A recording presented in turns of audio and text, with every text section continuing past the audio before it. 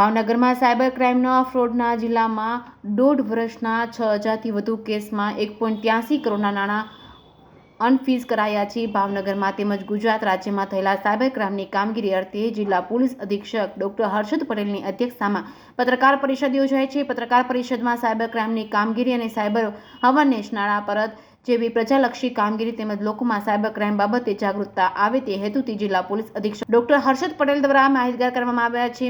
ગુજરાત પોલીસે સાયબર ક્રાઇમનો ભોગ બનેલા હજારો મધ્યમ વર્ગીય લોકોની પીડાને ઘટાડવા માટે એક મોટો પ્રયાસ કર્યો છે। સાયબર ક્રાઇમની તપાસમાં તેમના સહયોગના કારણે અગાઉ લોક થઈ ગયેલા 28,000 બેંક ખાતાઓ અનફ્રીઝ કરવામાં આવ્યા છે। આ પગલું એ પીડિતાને નોંધપાત્ર રાહત આપશે જેઓ ખોટી રીતે પેમેન્ટ સ્વીકારીને છેતરપિંડીનો ભોગ બન્યા હતા અથવા તો અજાણ્યા આ પ્રકારની યુક્તિઓ ફસાઈ ગયા છે।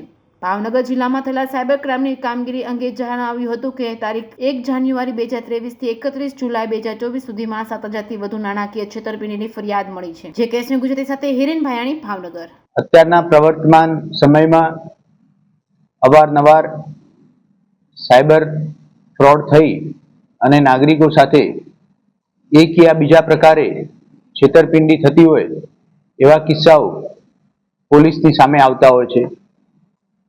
મોટાભાગના કિસ્સાઓમાં કોઈ લિંક ઉપર એપ્લાય કરવાથી, કોઈના કોઈ કારણસર મોબાઈલ ઉપર આવેલ પિન નંબર સામેથી કોલ કરનાર વ્યક્તિ સાથે શેર કરવાથી અથવા અન્ય લોભામણી સ્કીમમાં પોતાને કંઈક લાભ થશે આવી ગેરસમજના લીધે થઈ અને આ પ્રકારના સાયબર ફ્રોડમાં નાણાકીય છેતરપિંડી થતી હોય છે।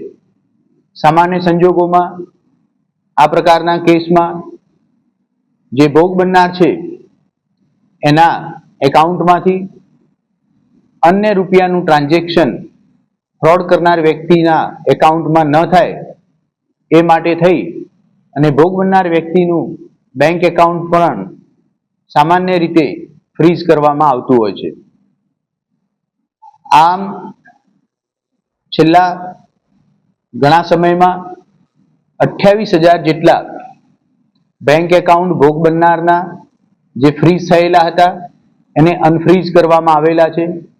ખાસ કરી આ ભગીરથ પગલું એટલા માટે લેવામાં આવ્યું છે કે જ્યારે પણ ભોગ બનનાર મધ્યમ વર્ગમાંથી હોય, નાના મોટા કોઈ ધંધા કરી અને પોતાનું રોજગાર ચલાવતો હોય, એની સાથે નાની રકમનો નાણાકીય ફ્રોડ થાય અને એનું બેંક એકાઉન્ટ ફ્રીઝ કરી દેતા એના ધંધા રોજગારના અન્ય નાણાકીય વ્યવહારો પણ ઠપ થઈ જતા હતા।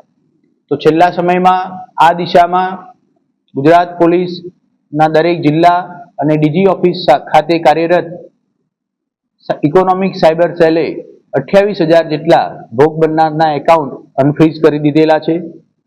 બીજી વાત કે જે રિફંડ પોલિસી છે એ ગુજરાત પોલીસ દિવસે ને દિવસે એમાં ગંભીરતાપૂર્વક વિચાર કરી છેલ્લા 6 મહિનામાં 46 કરોડથી પણ વધુ એમાઉન્ટને અનફ્રીઝ કરી અને આ એકાઉન્ટ ખોલી દેવામાં આવેલા છે। ખાસ કરી આ પગલું ભોગ બનનારના ધંધા રોજગાર ઉપર અસર ન થાય અને ગુનાઓના ડિટેક્શન અને અનફ્રીઝ કરવાના એકાઉન્ટનું વચ્ચે સંતુલન જળવાય એ હેતુથી ખાસ કરી એને નિર્ણય લેવામાં આવેલો છે। વધુમાં ગુજરાત પોલીસ દ્વારા એ પણ એક વાત શેર કરવામાં આવે છે કે આપના કોઈ પણ એકાઉન્ટ